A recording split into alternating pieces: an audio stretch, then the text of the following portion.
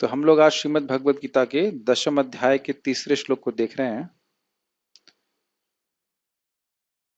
मेरे पीछे को वक्त माइक पे बोलेंगे। यो माम अजम अनादिम च यो मामजन्मनादिं च वेत्ति लोकमहेश्वरम् वित्ति लोकमहेश्वरम् असम्मूढ़ समर्थेषु असम्मूढः समर्थेषु सर्वपापैः प्रमुच्यते। सर्वपापैः प्रमुच्यते। उम्मीद है कि आप लोग 10वें अध्याय का पारायण कर रहे होंगे। कौन कौन लोग कर रहे हैं? एक एक एक दो दो और बाकी लोगों को हिंदी पढ़ना संस्कृत पढ़ना नहीं आता है ना? ठीक है, वेरी गुड।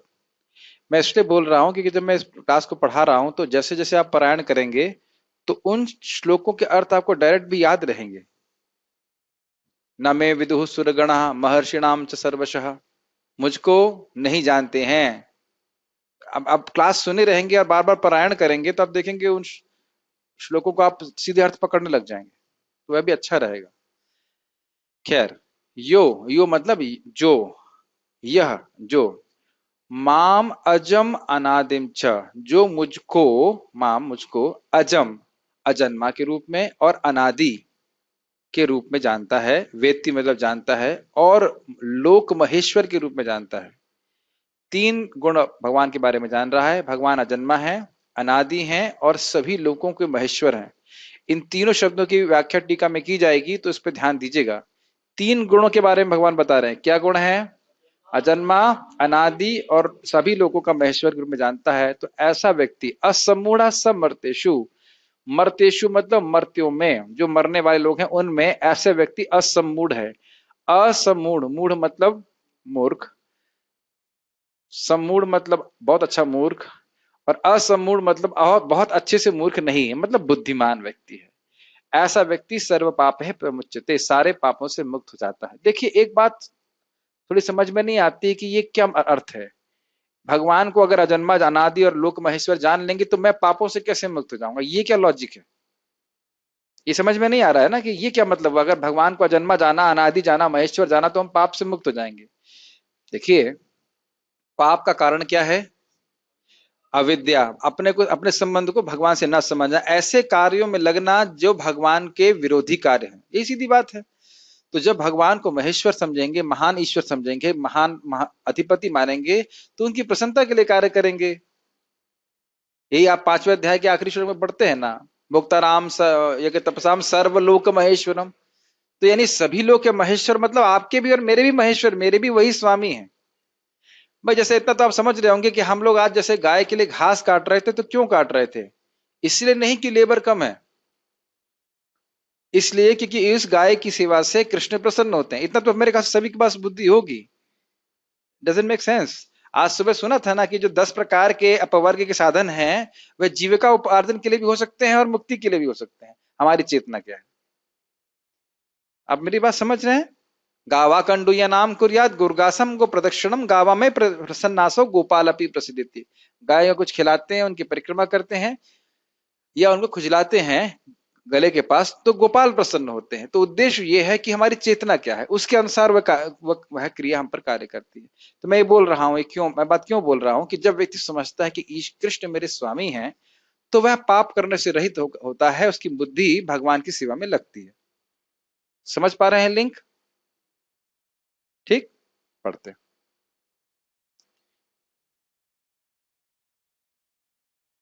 जो मुझे अजन्मा, अनादि, समस्त लोकों के स्वामी के रूप में जानता है, मनुष्य में केवल वही मोह रहित और समस्त पापों से मुक्त होता है। गीता भूषण टीका। परंतु कुछ लोग हैं जिनको मेरा ज्ञान है। बहुत सुंदर है। तो इस आशय से भगवान यह श्लोक कह रहे हैं। देखिए, जैसे हम लोग श्रीधर स्वामी जी की टीका देख रहे हैं ना भागवत में, वो लिंक बनाते हैं, ऐसे यहाँ पे श्रीला बलदेव विद्याभूषण जी लिंक बना रहे हैं। लिंक क्या था? न मैं विदु सुरगणा महर्षि नाम च सर्वशः, अहम आदिर ही देवानाम, हम आदि ही देवानाम महर्षि नाम से ऐसे कुछ था कि मैं सभी का स्रोत हूं, सभी देवताओं का स्रोत हूं, सारे महर्षियों का स्रोत हूं, इसलिए मुझे कुछ नहीं कोई नहीं जानता, लेकिन कुछ लोग जानते हैं। और कौन लोग जानते हैं? जो लोग जानते हैं वो पापों से मुक्त हो जाते हैं, वो सारे प्रकार के मोह से मुक्त हो जाते हैं।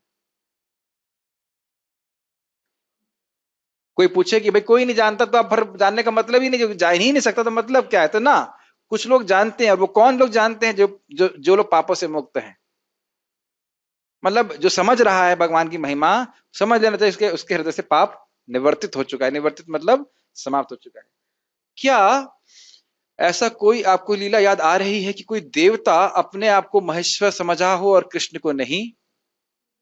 इंद्र। देखिए मेरे मन में जो आ रहा था, तुरंत आपके मन में भी वही बात आ गई। तो ऐसा मत सोचिए कि सभी देवतागण भी मानते हैं कि कृष्ण महेश्वर है। मानते तो हैं, कभी कभी मोहित हो जाते हैं। कभी कभी ब्रह्मा जी भी मोहित हो जाते हैं, जैसे हमने चर्चा किया था। तो इस आशय से भगवान ये कह रहे हैं, सहस्त्रों मनुष्यों में से जो मुझे जानने का प्रयास कर रहे हैं, केवल वही भाग्यवान लोग जिनको मेरे विज्ञ भक्तों का संग प्राप्त है, वे मुझे अनादि, अज और सर्वेश्वर के रूप में जान पाते हैं। ये हमने कल भी चर्चा किया था, और इसको आप फिर 7वें अध्याय से स्मरण करिए। मनुष्य नाम सहस्रेषु कश्चित् यतति सिद्धये, यतताम अपि सिद्धानाम कश्चिन् माम वेति तत्वतः। हजारों हजारों में से कोई एक व्यक्ति मुझे जानने का प्रयास करता है, और उनमें से कोई एक व्यक्ति मुझे जान पाता है। तो इसका कारण क्या है, आप बता सकते हैं? इसके अनुसार, जो टीका में भी पढ़ा है, इसके अनुसार क्यों ऐसा है कि हजारों हजारों में से कोई एक ही व्यक्ति भगवान को ठीक ठीक जान पाता है? क्योंकि भक्तों के संग में परंपरा में ज्ञान प्राप्त नहीं करने का सौभाग्य ही प्राप्त नहीं होता है। ये मैंने कल भी आप लोग से पूछा था कि परंपरा में ज्ञान प्राप्त कर पाना ये बहुत रेयर है। तो ये हमारा भाग्य है, इसलिए हम समझ पा रहे हैं। वह इस संबंध में मोहग्रस्त नहीं होता और सभी पापों से मुक्त हो जाता है। अब आप ये भी समझ सकते हो कि मोह किस प्रकार का होता है। एक तरफ आप भगवान को अजन्मा कह रहे हो, भगवान स्वयं कह रहे हैं, और दूसरी तरफ उनकी जन्माष्टमी मना रहे हो। एक तरफ उनको अनादि कह रहे हो और दूसरी तरफ कहते हो वासुदेव के बेटे। बेटे का मतलब क्या हुआ? कोई उनका पैदा करने वाला हुआ ना। एक तरफ कह रहे हो सर्वलोक महेश्वरम, दूसरी तरफ कहते हैं कि वो दही, दूध, सॉरी, मक्खन चुराते हैं। तो इसीलिए लीला लीला को समझने के लिए व्यक्ति को तत्व में ठीक से समझना पड़ेगा, तब वह मोह से मुक्त होगा। ये मस्त देखिए, आप लोग, हम डिवोटी हैं इसलिए समझ रहे हैं। मैं गीता क्लास दे रहा था, अनुपम कृष्ण वो बैठे थे, याद है? एक माता जी पीछे चिल्लाने लग गई थी। आप वो ब्रह्म कुमारी से थी कि अजन्मा है, अजन्मा है, तो जन्मा, अजन्मा तो जन्म कैसे ले सकता है? जन्म कैसे लेता, तो अजन्मा कैसे है? बड़ी परेशान हो गई थी। तो वह भक्तों से ना सुन पाने के कारण, उस प्रकार की शास्त्रीय श्रद्धा से युक्त ना होने के कारण, वो नहीं समझ सकते कि भगवान अजन्मा भी हैं और जन्म भी लेते। ठीक है? यानी अजन्मा इस अर्थ में है कि भगवान अपने स्वरूप को प्रकट करते हैं। जैसे सूरज अपने स्वरूप को प्रकट करता है, वो उगता नहीं है। हम बोल जरूर देते हैं कि उग गया और अस्त हो गया, लेकिन सूर्य हमेशा विद्यमान रहता है। अब जरा देखिएगा, इन 3 शब्दों की व्याख्या कितने सुंदर तरीके से करते हैं, बहुत ध्यानपूर्वक सुनिए।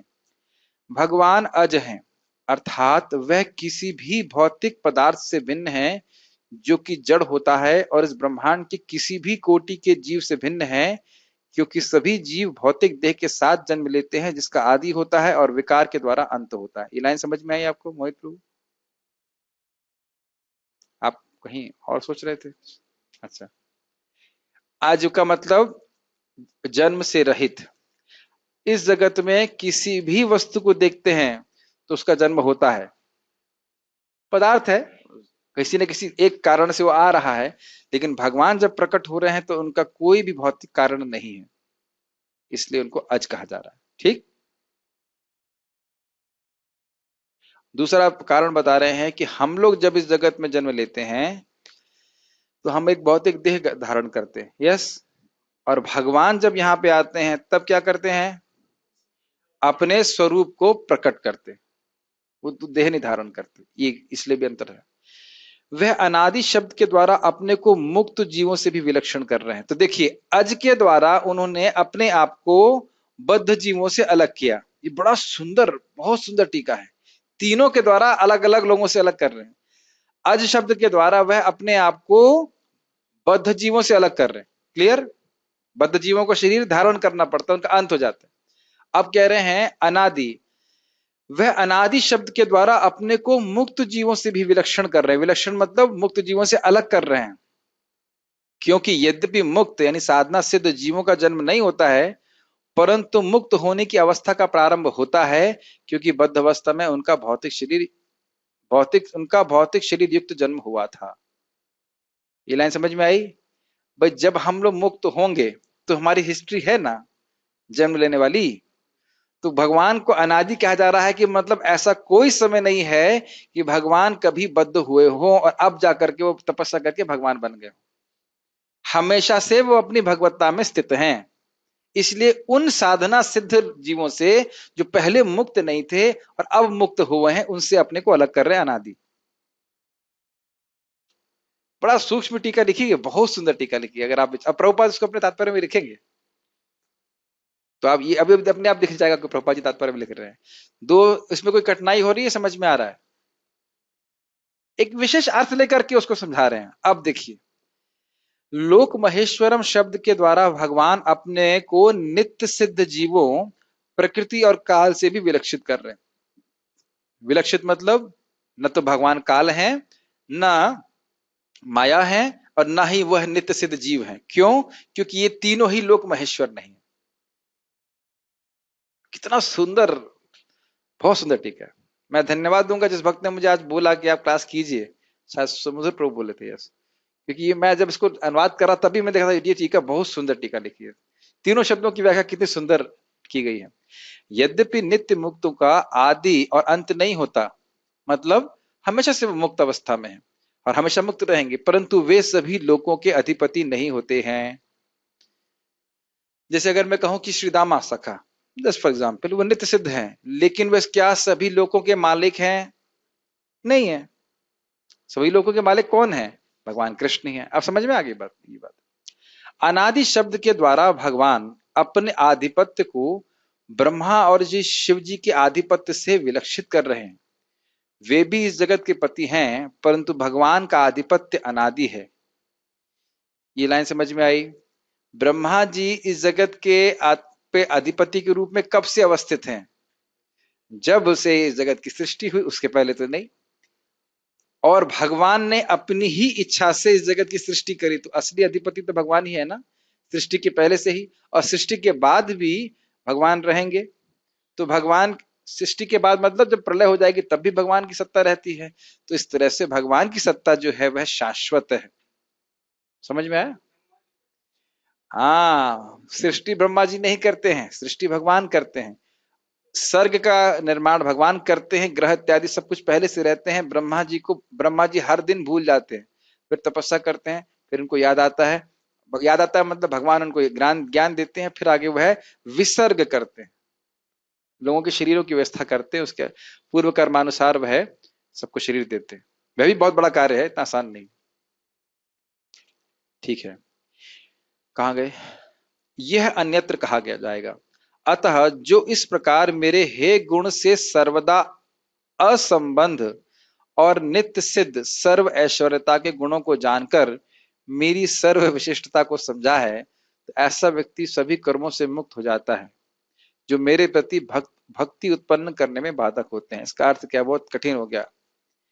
हे गुण से सर्वदा असंबंध मतलब भगवान में कोई भी खराब गुण है ही नहीं। भगवान का खराब गुणों से कोई संबंध कभी भी नहीं होता है, ये बोल रहे हैं। जन्म लेना एक है गुण है, आदि होना एक गुण है, किसी का सेवक होना यह भी निम्नता है। इस प्रकार की किसी प्रकार की निम्नता से भगवान का कोई संबंध नहीं है, उनसे श्रेष्ठ कोई भी नहीं है। मैं अगर सीधी हिंदी में बोलूं, समझ में आ रहा है? बहुत कठिन लग रही हिंदी, कुछ भी सुना ही नहीं, कुछ सुनाई नहीं दे रहा है। भगवान सर्वगुण संपन्न है, फिर सर्वगुण संपन्न है, लेकिन हे गुण संपन्न नहीं है। उत्कृष्ट गुण भगवान से आए हैं। ऐसे Prabhupada ji perfect question perfect answer में इस चीज को बताते हैं कि हर तरह खराब गुण भी भगवान से याद, क्योंकि भगवान सब कुछ आता है। तो उसको यहाँ पे कंटेंट जैसे देखिए, अगर आप कहें कि भाई प्रकृति के 3 गुण कहाँ से आते हैं, तो आप क्या उत्तर देंगे? भगवान शब्द करते उसको एजिटेट करते हैं। अगर आप ये कहें कि भगवान से आते हैं तो बिल्कुल सही है और गलत भी है, क्योंकि ये भगवान प्रभावित नहीं होते इससे। हाँ, आप समझ में आ रहा है? सारी वस्तुएं भगवान से आती हैं, लेकिन भगवान में वह गुण नहीं है। आप कहो कि काम कहां से आ रहा है, क्या उत्तर है बताइए, माइक में बताइए, आप स्वयं बताइए। भगवान से इधर सोच रहे हैं, कहाँ से आ रहा है, कहाँ से आ रहा है, कहाँ से आ रहा है, तो ये तो हमने सुना नहीं कभी, तो out of course syllabus question है। भगवान से आ रहा है, लेकिन भगवान की कौन सी शक्ति से आ रहा है? माया शक्ति से आ रहा है, ध्यान देना होगा। और माया शक्ति शाश्वत है। अगर कहें कि काम क्रोध लोभ मोह जो है यह भगवान से आ रहा है, तो फिर इसका मतलब ये होगा कि भगवान में भी है। लेकिन ये प्राकृत गुण भगवान में कभी नहीं होते। भगवान अपने स्वरूप शक्ति में विद्यमान रहते हैं। उनकी माया शक्ति के द्वारा ये प्रकट होते हैं उनकी इच्छा से। तो क्योंकि माया शक्ति भगवान से ही आई है, लेकिन आप कहें कब आई है? कभी नहीं आई है, हमेशा रहती है, शाश्वत है, लेकिन शाश्वत रूप से उनकी दासी है। तो मतलब जो भगवत इच्छा से ही सब कुछ होता है, अन्यथा कुछ जो हमारा बंधन है वो किससे आया है? भगवान से ही आया है। लेकिन क्या वो बंधन भगवान में है? नहीं। तो ये तो टीका से बोला गया है, भगवान में कभी भी कोई पाप नहीं रहता, कोई भी भौतिक प्राकृतिक गुण भगवान में कभी नहीं रहता। जैसे सूर्य, अच्छा एक छोटा सा प्रश्न करूंगा, अंधकार सूर्य से आया है, मानते हैं? अच्छा प्रश्न है। अंधकार सूर्य से आया है, ये अब देखिए, अब बोलिए बोलिए, आप माइक पे बोलिए, क्या अब देखिए क्या बोल रहे हैं, बोल सही, नहीं नहीं गलत नहीं बोल रहे हैं, बहुत एक्चुअली बहुत जो सूर्य बोला है, नहीं नहीं नहीं नहीं, जो बोला है वही बोलिएगा, और देखते हैं कितने लोग समझेंगे। बोलिए बोलिए बोलिए बोलिए बोलिए, आप क्यों घबरा रहे हो? ये बोल रहे हैं कि सूर्य की वजह से अंधकार होता है, बिल्कुल 100% सही बोल रहे हैं। लेकिन अंधकार, अगर सूर्य ना हो तो अंधकार भी नहीं होगा। अंधकार की सत्ता सूर्य पे है, लेकिन क्या सूर्य में अंधकार है? 1% भी अंधकार नहीं। ये कह रहे हैं सूर्य नहीं होगा तो सिर्फ अंधकार होगा। कभी विचार कीजिएगा कि अंधकार की सत्ता पूरी तरह से सूर्य पे निर्भर करती है। कुछ चीजें आपको मैं एक्सप्लेन भी नहीं करूंगा, जानबूझ करके भी व्याख्या नहीं करूंगा, खड़ा सोचेंगे तो समझ में आ जाएगा। तो माया के द्वारा ये सारे गुणों की रचना की जा रही है, जो भी आप कह रहे हो, काम क्रोध अविद्या इत्यादि। आप जानते हैं माया के 3 भाग होते हैं, प्रधान, अविद्या और विद्या। ये सब कहां से आ रहे हैं? भगवान से आ रहे हैं। लेकिन क्या भगवान में है ये गुण?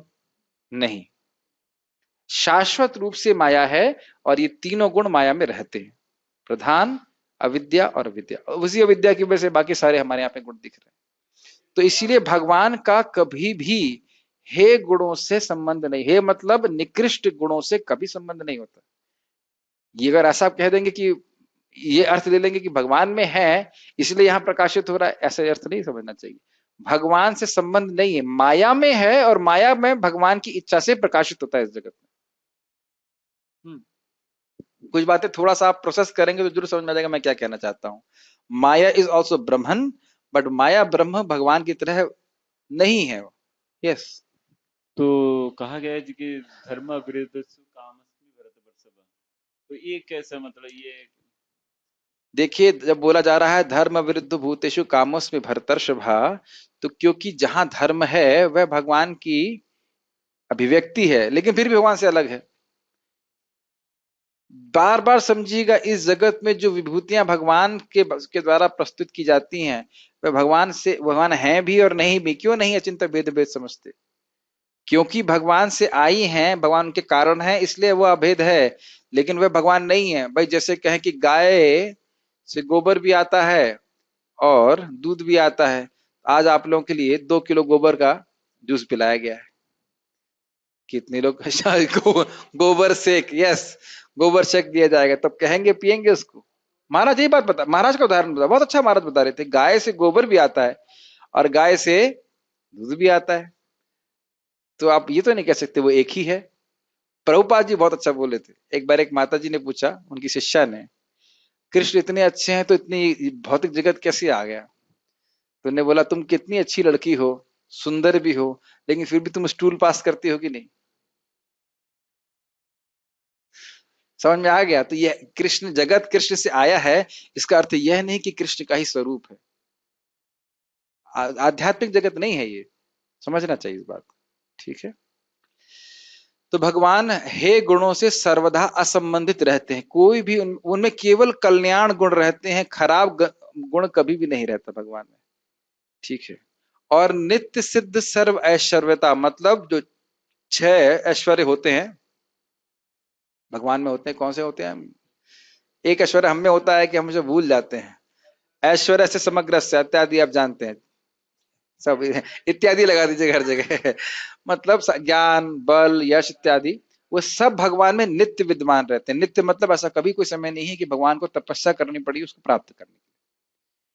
देखिए कभी कभी लोग ऐसी व्याख्या करते हैं, दूर जाने की जरूरत नहीं है, लेकिन कल यही कालिया दाव है कि जब कालिया ने भगवान को लपेट लिया तो फिर भगवान कृष्ण ने तपस्या करी, ध्यान किया, फिर उन्हें शक्ति प्राप्त हुई, फिर उन्हें कालिया का वध किया। और मूर्ख लोग ऐसा मान भी लेते, उनको बोलो चलो कालिया के संग तपस्या किया, लेकिन क्या पूतना के संग भी तपस्या किया? वो छोटा, हाँ, गोवर्धन के लिए क्या तपस्या किया? तुम तपस्या करके उठा लो भाई। So this is not good. तो वह ऐसा व्यक्ति, मतलब जो समझता है, इसको समझ में आ गई, उसकी बुद्धि भक्ति करके इतनी विस्तारित हो गई कि वो समझ पा रहा है कि किस प्रकार से भगवान अनादि हैं, अजन्मा है, लोक महेश्वर हैं, तो ऐसा व्यक्ति निश्चित रूप से सारे पापों से मुक्त हो जाता है। यानी कि यहाँ पे पाप का अर्थ क्या है कि वह कार्य, वह कर्म जिसकी वजह से भक्ति प्राप्त होने में बाधा आए, वह सब नष्ट हो जाते हैं, वह मेरी भक्ति को प्राप्त होता है। मोह का अर्थ है कि किसी और वस्तु का ज्ञान भगवान का ज्ञान है। समझ में आ रहा है? किसी और वस्तु का ज्ञान मतलब भगवान के अलावा और कुछ जानने योग्य है, यही मोह है।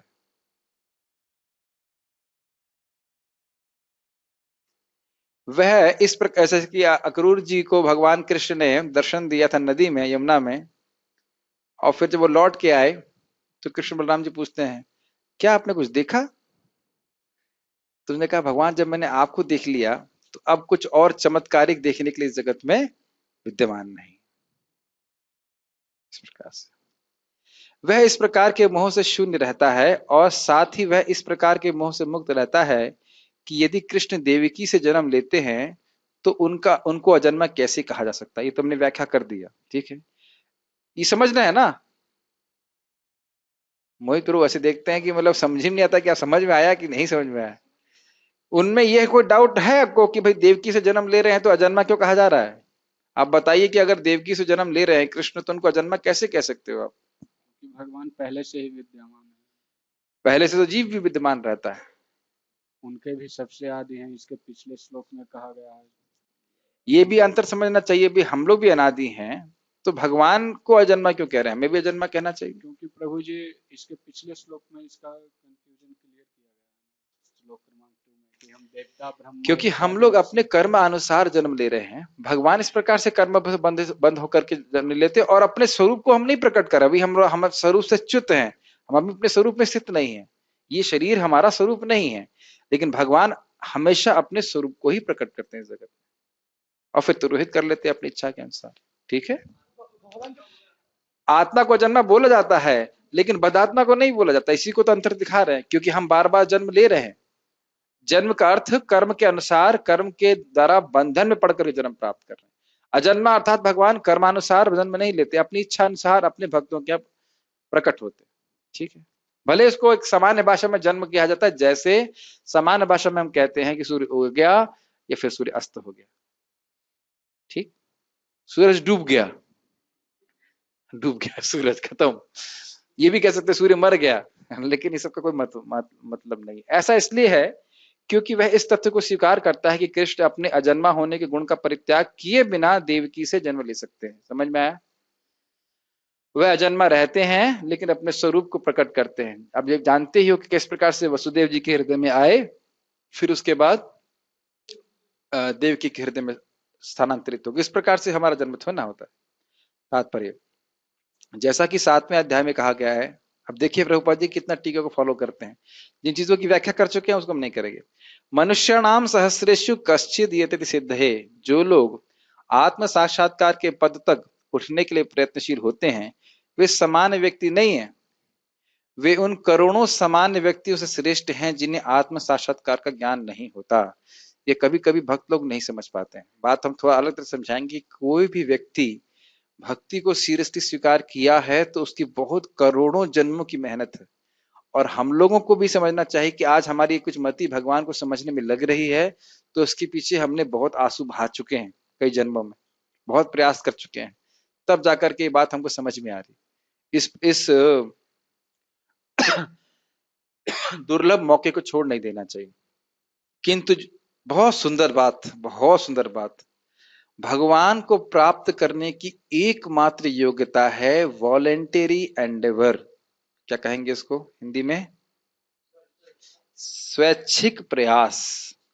कोई भी भौतिक योग्यता की आवश्यकता नहीं है। मैं बहुत स्टोरी जा रहा हूं ताकि दिमाग में बात घुस जाए। आप में यहां से जितने सब लोग वक्त बैठे हैं, क्या सबकी बुद्धि एक बराबर है? क्या सभी लोग परशुराम प्रभु की तरह शक्तिशाली हैं? क्या आप सब लोग मेरी प्रकार बुद्धिमान हैं? नहीं नहीं प्रभु जी, आप बहुत कम हैं, हम लोग बहुत ज्यादा आप कहा नहीं, हर किसी की बुद्धि। क्या करना मेरे प्रभु की तरह कोई खाना बना सकता है? हम बनाएंगे भी नहीं, हम लोग बनाना बंद चालू कर देंगे तो वह बंद कर देंगे। बट अब देखो, हर भक्त यूनिक है। हम में से सबसे अच्छा मृदंग कौन बजाता है? सुंदर माधव प्रभु। डेटी वर्शिप में ये एक्सपर्ट है। हर व्यक्ति का एक विशेष गुण है, बस उसको पकड़ें और आप यह समझिए कि मैं स्वेच्छा से प्रयास करके कृष्ण को संतुष्ट करने का प्रयास करूं। ये एकदम एक ऑपरेशन करके और उसके अंदर घुसा लेना चाहिए। कभी नहीं सोचे कि मैं उस व्यक्ति की तरह नहीं कर पा रहा हूं तो मैं कृष्ण को प्रसन्न नहीं कर सकता। ये प्रभुपाद जी के वचन है, एकदम स्पष्ट। Voluntary endeavour is the only qualification to realise Krishna. ऐसा ही कुछ था टू दैट इफेक्ट। मैंने इसको पोस्ट किया शायद, कल सुन करके मैं बहुत प्रसन्न हुआ। यानी इसमें कोई भी व्यक्ति का किसी भी प्रकार की अयोग्यता नहीं है कृष्ण को संतुष्ट करने में। कोई भी अयोग्य नहीं है, केवल योग्यता क्या चाहिए? स्वेच्छा। दूसरा, हम अगर 24 घंटा कृष्ण की सेवा में लगे हैं तो कृष्ण स्वयं मुझे बुद्धि देंगे उनके पास जाने के लिए। वो सेवा का रूप कुछ भी हो सकता है, लेकिन वह सेवा प्रीतिपूर्वक होनी चाहिए। ये बात ठीक है। अगर आप थोड़े ठंडे दिमाग से सोचेंगे तो आप देखेंगे कि इसमें कोई कठिनाई नहीं है। हम सबको मौका में दिया गया है भक्ति करने का। अब जितना प्रयास करना चाहते हैं प्रगति करने का, प्रगति करने की इच्छा है, वे हमारी इच्छा पे निर्भर करता है। इसमें कोई बाधा नहीं डाल सकता। ठीक, यस। किंतु जो वास्तव में अपनी आध्यात्मिक स्थिति को समझने के लिए प्रयत्नशील होते हैं, उनमें से श्रेष्ठ वही है जो यह जान लेता है कि कृष्ण ही भगवान हैं, प्रत्येक वस्तु के स्वामी तथा अजन्मा हैं। वही सबसे अधिक सफल आत्मज्ञानी है, अध्यात्म ज्ञानी। क्षमा कीजिए। जब वह कृष्ण की परम स्थिति को पूरी तरह समझ लेता है, उसी दशा में वह समस्त पाप कर्मों से मुक्त हो पाता है। इसकी व्याख्या मैं कर चुका हूं। कृष्ण मेरे स्वामी हैं, शाश्वत स्वामी हैं, मेरे एकमात्र कर्तव्य उनकी सेवा करना है। अगर ये भावना लेकर मैं उनकी सेवा कर रहा हूं तो पाप का अवकाश ही नहीं है। अवकाश मतलब स्पेस, छुट्टी नहीं है। यहां पर भगवान को अज अर्थात अजन्मा कहा गया है, किंतु वे द्वितीय अध्याय में वर्णित उन जीवों से भिन्न हैं जिन्हें अज कहा गया। इसकी व्याख्या की जा चुकी है ना, बद्ध जीवों से। भगवान जीवों से भिन्न है क्योंकि जीव भौतिक आसक्तिवश जन्म लेते तथा मरते रहते हैं। सारी बातें स्पष्ट हैं। बद्ध जीव अपना शरीर बदलते रहते हैं, किंतु भगवान का शरीर परिवर्तनशील नहीं है। यहां तक कि जब वे इस लोक में आते हैं तो भी उसी अजन्मा रूप में रहते हैं। ये सारी व्याख्या हो चुकी है अभी तक। इस मैं अज्यूम कर रहा हूं कि आप लोगों को समझ में आ रहा है। यस, बोलिए। यहाँ पर कहा गया कि भगवान का शरीर परिवर्तनशील नहीं है। यस, मुझे पता है क्या पूछने वाले हैं, बोलिए। तो जैसे हम देखते हैं बाल्य लीला है, फिर पौगंड लीला है, यस, फिर मुझे उसको पता था, लेकिन ये अपने भक्तों को प्रश्न समझ में आया। आप कह रहे हो कि भगवान का स्वरूप परिवर्तित नहीं होता, लेकिन हम देख रहे हैं छोटे बच्चे के रूप में आते हैं, फिर बड़े होते हैं, फिर बड़े होते हैं। प्रश्न का उत्तर में एक प्रश्न। यस, ये बताया प्रभु जी कि सूर्य का तापमान सबसे अधिक कब होता है दिन में? 2 बजे। हाँ, अब समझ में आ गया। सूर्य का तापमान हमेशा रहता है एक ही। आपको लगा सुबह सुबह ठंडा है, हल्का लाल दिख रहा है, ऐसा हो रहा है, इस प्रकार से। तो भगवान अपने विभिन्न स्वरूपों को प्रकट करते हैं अपने भक्तों को सुख देने के लिए। ये समझना चाहिए। ठीक है, देखिए, परिवर्तन पहले समझिए कि इस जगत में परिवर्तन कौन कर रहा है। माइक में बताइए, आप बता सकते हैं, आप जानते हैं इतनी फिलॉसफी। इस जगत में आपके शरीर का या मेरे शरीर का परिवर्तन कौन कर रहा है, बताइए। शरीर का परिवर्तन तो एक्चुअली माया के यस, माया कर रही है, काल कर रहे हैं, ठीक। अब आप बताइए कि क्या यह परिवर्तन या यह सिद्धांत भगवान के दिव्य लीलाओं के प्रकटीकरण पे लागू होगा? नहीं। काल के प्रभाव में भगवान की लीलाएं हो रही हैं? बिल्कुल नहीं हो रही। अब समझ में आ गया? तो इसलिए भगवान विभिन्न लीलाओं को प्रकाशित कर रहे हैं। अब मैं शब्द यूज सही इस्तेमाल नहीं कर सकता, लेकिन एग्जैक्ट शब्द है कि जब भगवान अपनी विभिन्न लीलाओं में विभिन्न अवस्थाओं को प्रकाशित कर रहे हैं, तो वह भी एक विशेष एक शब्द उसको इस्तेमाल करते हैं। मैं अभी भी मुझे याद नहीं आ रहा है। जैसे भगवान कृष्ण अपने को विस्तारित करते हैं 16,108 रूप में, गोपियों के संग विस्तारित करते हैं, ऐसे ही जो विभिन्न अवस्थाएं, इनका भी एक स्पेसिफिक शब्द होता है, अभी मुझे याद नहीं आ रहा, लेकिन यह अपने भक्तों को सुख देने के लिए। ठीक है भाई, एक बात देखिए, एक बात समझिए, भगवान देवकी के सामने चतुर्भुज रूप में आए थे कि नहीं? फिर उसके बाद शिशु रूप में हो गए कि नहीं? फिर भी वही भगवान है। तो वह अनादि अनंत रूपम अपने अनंत रूपों को प्रकट करते हैं, उसमें आप परिवर्तन का सिद्धांत नहीं लगा सकते। I hope it is clear. ठीक, इसलिए चौथे अध्याय में कहा गया है कि भगवान अपनी अंतरंग शक्ति के कारण अपराशक्ति माया के अधीन नहीं है, अपितु पराशक्ति में रहते हैं। ये तो स्पष्ट है, आध्यात्मिक शक्ति के द्वारा आते हैं। स्पष्ट मतलब जिस प्रकार से जेल में कैदी पुलिस वालों के द्वारा आते हैं, सरकारी गाड़ी में आते हैं, लेकिन जाते नहीं है अपनी इच्छा से। और डीएम या बड़ा व्यक्ति जो है वह भी सरकारी गाड़ी में आता है, पुलिस के साथ भी आता है, शायद अधिक पुलिस हो सकती है, लेकिन उसके आने में और कैदी के आने में बहुत अंतर। मेरे ख्याल से समझ रहे होंगे आप। कुछ बातें मैं थोड़ा फास्ट जा रहा हूं, अज्यूम करता हूं कि बातें समझ में आ जाती हैं। इस श्लोक के वेत्ती लोक महेश्वरन शब्दों से सूचित होता है कि मनुष्य को यह जानना चाहिए कि भगवान कृष्ण ब्रह्मांड के सभी लोकों के परम स्वामी हैं। वे सृष्टि के पूर्व थे और अपनी सृष्टि से भिन्न हैं। ये स्पष्ट हो रहा है? सृष्टि से पूर्व थे, बहुत सुंदर बात एक जगह आती है, सैक्षता बहुश्यामा, उन्होंने देखा और सृष्टि हो गई, अर्थात उनकी आंखें भौतिक नहीं है। समझ में आया? सृष्टि से पहले उन्होंने देखा तो आंखें हैं, लेकिन उनकी आंखें सृष्टि के किसी भी भौतिक तत्व से नहीं बनी, क्योंकि भौतिक तत्वों की संरचना उनके देखने के बाद हुई। Make sense? कुछ चीजें सूक्ष्म होती हैं और उसको ऐसे छोड़ देना अच्छा रहता है, ताकि व्यक्ति सोचे कि क्या बोला गया था, तभी मनन होगा। ठीक, हाँ, किसकी बनी है? सच्चिदानंद विग्रह। ठीक है, अब वो क्या है, वो तो जब आप जाएंगे तो मालूम चलेगा। देखिए, भक्ति में मार्ग दिखाया जाता है, आपको चलना है और अपना अनुभव स्वयं प्राप्त करना। अनुभव दिया नहीं जा सकता, शब्दों से सूचित होता है। ये पढ़ लिया हमने, वे सृष्टि के पढ़ लिया। सारे देवता इसी भौतिक जगत में उत्पन्न हुए, किंतु कृष्ण अजन्मा है। फलतः वे ब्रह्मा तथा शिव जी जैसे बड़े बड़े देवताओं से भी भिन्न है। यह भी टीका में आ चुका है। और चूंकि वे ब्रह्मा, शिव तथा अन्य समस्त देवताओं के सृष्टा हैं, अतः वे समस्त लोगों के परम पुरुष हैं। मतलब ब्रह्मा और शिव जी की सृष्टि भी भगवान करते हैं। अतएव श्री कृष्ण उस हर वस्तु से भिन्न है जिसकी सृष्टि हुई, और जो उन्हें इस रूप में जान लेता है वह तुरंत ही सारे पाप कर्मों से मुक्त हो जाता है। सब बातें हम लोग चर्चा कर चुके हैं। परमेश्वर का ज्ञान प्राप्त करने के लिए मनुष्य को समस्त पाप कर्मों से मुक्त होना चाहिए। ये बहुत इंपॉर्टेंट बात है। देखिए, जितना हम दृढ़ता से 4 नियमों का पालन करते हैं, हरे कृष्ण मंत्र जप करते हैं, जितनी मात्रा में हमारे हृदय से गंदगी साफ हो गई है, उतनी मात्रा में भगवान की बात हमको समझ में आती है। ये बात समझ लीजिए। अगर हमारे हृदय में अशुद्धि रहेगी तो कहीं ना कहीं संदेह बना रहेगा, और जैसे जैसे हृदय शुद्ध होता जाएगा, भगवान की वाणी पे, शास्त्र की बात पे सहज श्रद्धा बनती चली जाएगी। इसके लिए कोई प्रमाण की जरूरत नहीं पड़ेगी, अपने आप आपकी श्रद्धा, हाँ सही है, गीता सही है, भागवत सही है, सही तो है ही वो और सही है। सही है मतलब बिल्कुल सही है।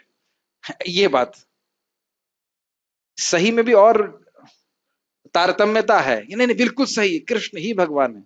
इस प्रकार से purity is the force to continue on our own Krishna consciousness. शुद्ध जीवन हमें खुद भक्ति में बने रहने के लिए भी शक्ति देता है। यस प्रभु। पाप कर्म भगवान के बारे में जानने से पाप कर्म कैसे खत्म मुक्त हो देखिए, जाते हैं? एक बात तो जीव गोस्वामी जी बताते हैं, जो मैंने कल बताया था, कि अगर पापी व्यक्ति है तो उसकी भगवान का निरूपण करने वाले शास्त्रों में श्रद्धा नहीं होगी। एकदम स्पष्ट बताते हैं, साधुओं के वचन में श्रद्धा नहीं होगी। इसको हम लोग भागवत गीता में क्या सुनते हैं, ये शाम तुवंत गतम पापम जननाम पुण्य कर्मणाम ति द्वंद्व मोह निर्मुक्ता भजन्ति माम अंधेरता। तो जितनी मात्रा में पाप राशि हृदय से समाप्त हो गई है, उतनी मात्रा में हृदय में भगवान की भक्ति का बहुत श्रद्धा होती है। अब इसका अर्थ यह नहीं कि कुछ और करना है, भक्ति में ही, हाउ टू से, भक्ति करके ही सारे पाप नष्ट हो जाते हैं, अलग से कुछ नहीं करना है। लेकिन ऐसे समझिए कि भक्ति कर रहे हैं और जैसे जैसे हमारा हृदय शुद्ध होता जाता है, उतनी मात्रा में हम कृष्ण की ही सेवा करने के लिए उद्यत रहते हैं। आपको मैंने एक रेफरेंस भेजा था भागवतम का, जिसमें बताया गया है कि हमारे लिए सबसे प्रिय व्यक्ति कौन है। बहुत सुंदर, आप पढ़ लीजिएगा, मैंने भेजा था। तो उसमें बताते हैं बहुत सिंपल, सबसे प्रिय कौन है, कृष्ण।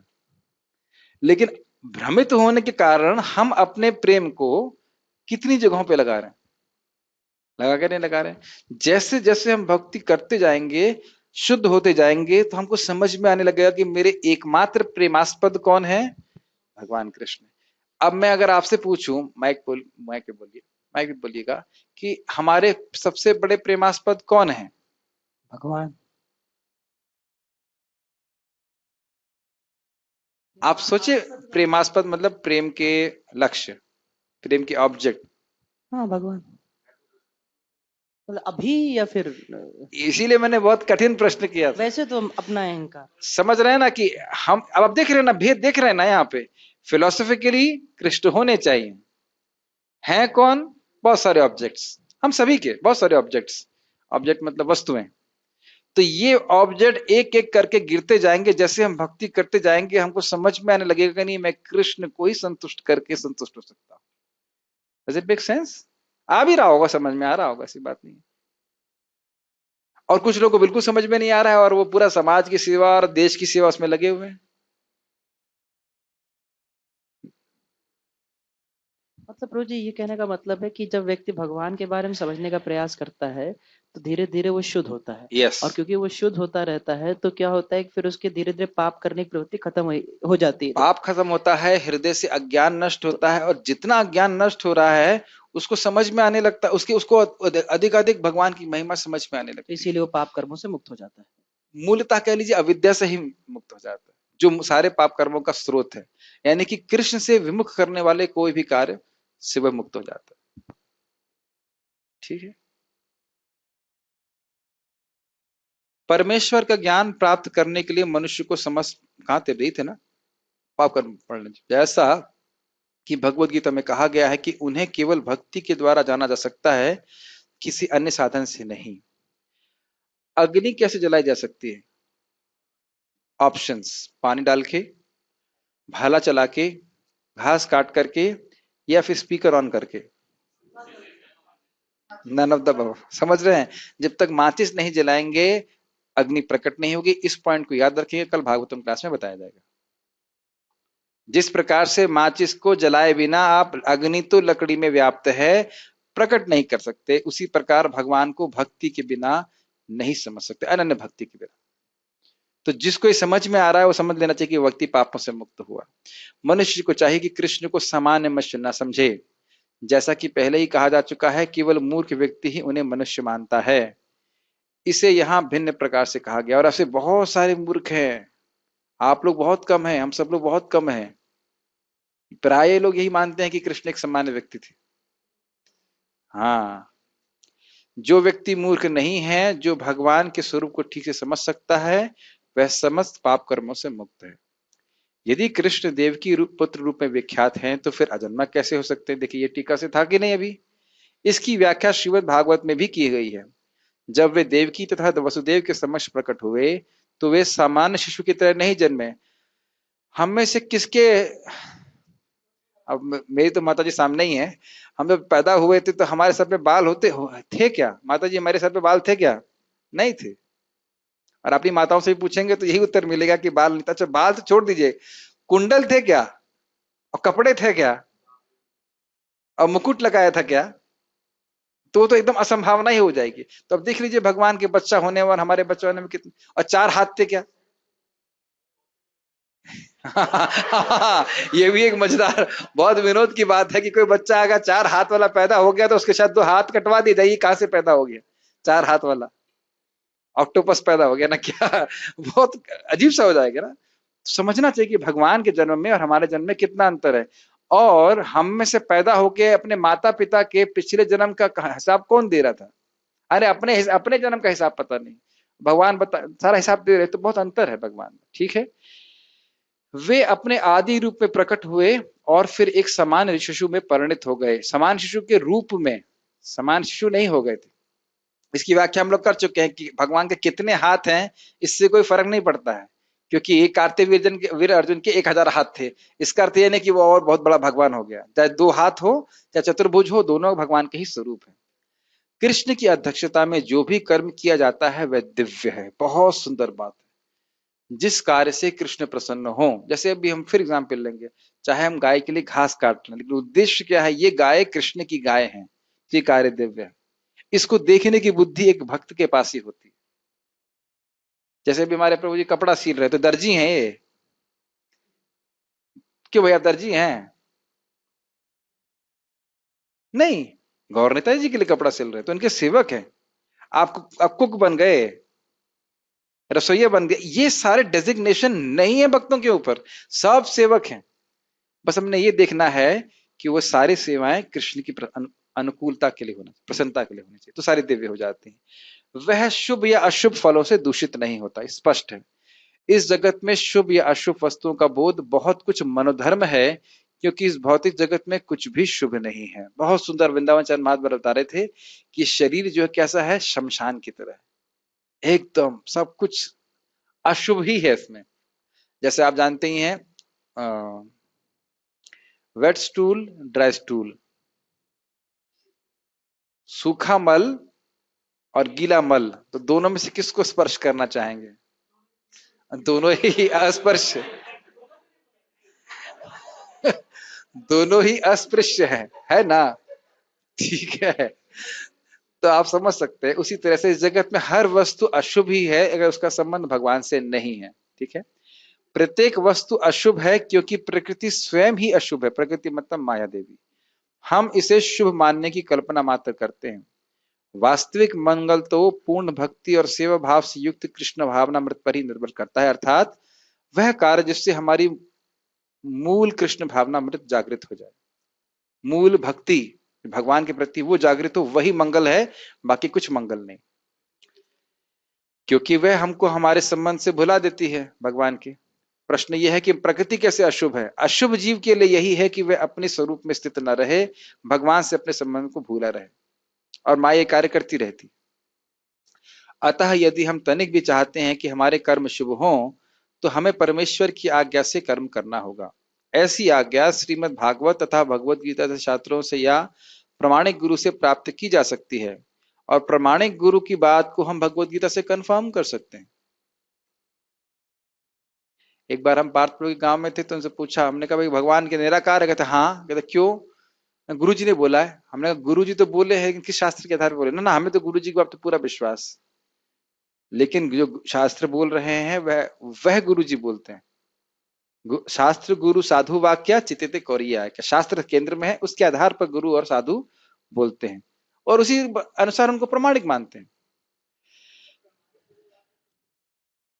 देखिए पॉइंट ये है कि हमें कैसे मालूम चलेगा कि वो प्रमाणिक हैं? हर व्यक्ति अपने गुरु को प्रमाणिक ही मानता है। आप थोड़ा और प्रीचिंग करेंगे, ऐसे आप बीकानेर जाते हैं ना, कभी ट्रेन में थोड़ा लोगों को प्रीचिंग करेगा, हर व्यक्ति के गुरु निकल आएगा। अब इतने तो बड़ी विनोद की बात है, हम लोग बीकानेर कहाँ से लौट रहे थे, कहाँ जाते हैं हम लोग, अंबाला से लौट रहे थे, तो एक व्यक्ति के पास, मैं उधर, लोग उधर बहुत ज्यादा बातें कर रहे थे, मैं उधर जाके बैठ गया, मैं जब कर रहा था, और बोले हमसे कहाँ जा रहे हैं गुरु जी, आप कहाँ जा रहे हैं? गुरु जी बना दिया हमको, गुरु जी कहाँ जा रहे हैं? मथुरा जा रहे हैं। अच्छा अच्छा, हमारे भी गुरु जी हैं, हमारे भी गुरु जी हैं, मथुरा में रहते हैं। दूसरे व्यक्ति से, नाम बताना क्या नाम बताना, गुरु जी का नाम क्या है? वो व्यक्ति कहता है मेरे भी गुरु जी हैं। बोलते हैं नाम क्या था गुरु जी का?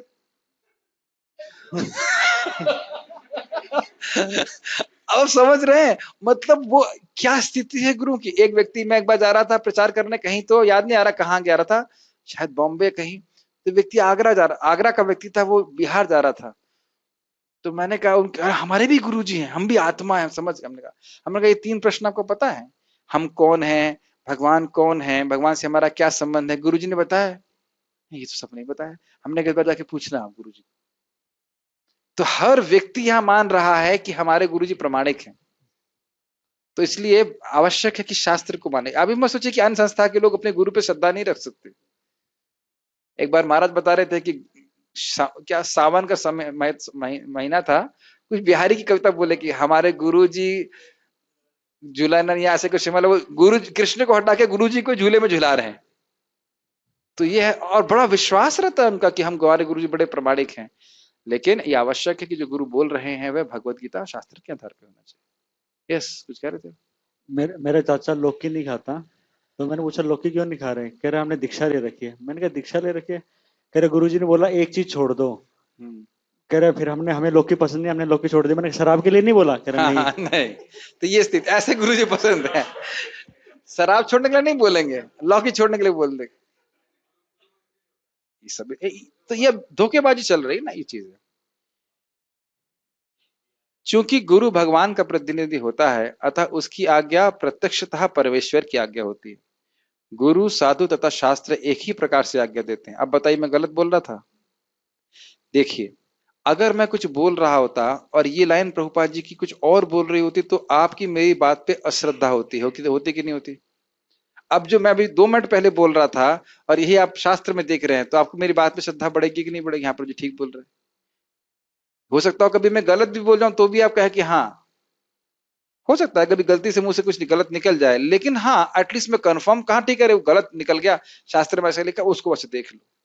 ध्यान दीजिएगा, हम अपने आप को सत्य प्रमाणित नहीं करने से होगा क्या? हम सत्य जानने के लिए शास्त्र पढ़ रहे हैं। हम अपने को सत्य साबित करने का प्रयास नहीं कर रहे, क्योंकि हम जानते क्या हैं? कुछ भी तो नहीं जानते। इसलिए आवश्यक है इस प्रकार से। इन तीनों स्रोतों में कोई विरोध नहीं होता, ठीक? इस जगत से किए गए सारे कार्य इस जगत के शुभाशुभ कर्म फलों से मुक्त हो, सॉरी, इस प्रकार से किए गए सारे कार्य इस जगत के शुभाशुभ कर्म फलों से मुक्त होते हैं।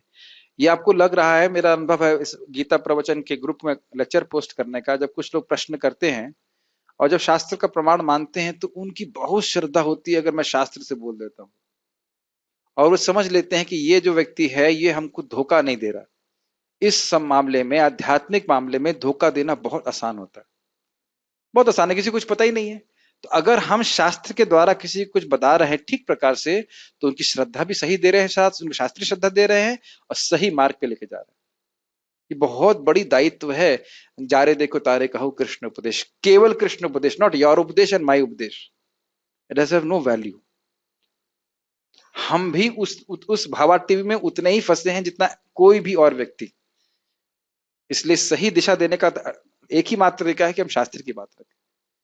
और आप इसको अगर भागवत में पढ़ेंगे तो बार बार ये होता है, किसी ने प्रश्न किया, बोला यही प्रश्न उस व्यक्ति ने वहां किया था और उसका उत्तर वहां से दिया गया था, प्राय इसी प्रकार से ही बोला जाता है। इवन सुखदेव गोस्वामी कहते हैं यथाश्रुति, जैसा मैंने सुना है वह मैं सामने प्रस्तुत कर रहा हूं। हरि नाम का जो महिमा बताते हैं, अगस्त, क्या नाम है, अजामिल की कथा, उसको बोलते हैं यह विश्वास कीजिए मैंने अगस्त मुनि से सुना था, और भगवान के विग्रह को छू छू कर ये बात बोल रहे थे, बिल्कुल सत्य है।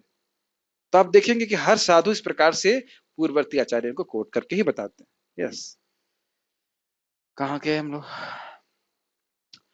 कर्म, यानी कि अगर हम गुरु, साधु और शास्त्र के अनुसार अपने जीवन को चलाते हैं तो फिर हम कर्म बंधन से मुक्त रहते हैं। कर्म संपन्न करते हुए भक्त की दिव्य मनोवृत्ति वैराग्य की होती है, जिसे संन्यास कहते हैं। क्या अर्थ है इसका? सब कुछ भगवान का है और इसलिए उनकी सेवा में नियोजित होना चाहिए। जैसा कि भगवत गीता के 6 अध्याय के प्रथम श्लोक में कहा गया है कि जो भगवान का आदेश मानकर कोई कर्तव्य करता है और जो अपने कर्म फलों की शरण नहीं ग्रहण नहीं करता, वही असली सन्यासी। अनाश्रितः कर्मफलम कार्यम कर्म करोति यह स सन्यासी च योगी च न निरग्निर न चक्रिय। जिसने कोई अग्नि नहीं जलाई, कोई क्रिया नहीं करी, वह सन्यासी नहीं है, अपितु अपने कर्म फलों से आसक्त हुए बिना वह कार्य करता है, कर्म को कृष्ण को समर्पित करते हुए कार्य करता है, तो व्यक्ति सन्यासी। अब इस सन्यास की जो व्याख्या आप करेंगे तो एकदम प्रमाणिक है, भगवत गीता के अनुसार है, आचार्यों के अनुसार है। ठीक,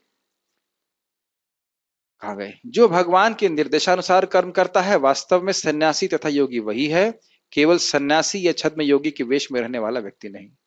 तो आप हमने इस श्लोक में आज क्या सीखा, एक बार लास्ट में कर लेते हैं। जो भगवान को अजम, अज, अनादि और लोक महेश्वर के रूप में जानता है, ऐसा व्यक्ति पापों से मुक्त होता है। अजम अर्थात बद्धात्माओं से अलग, अनादि अर्थात साधना सिद्ध मुक्त आत्माओं से अलग, और लोक महेश्वर अर्थात नित्य सिद्ध पार्षदों से अलग।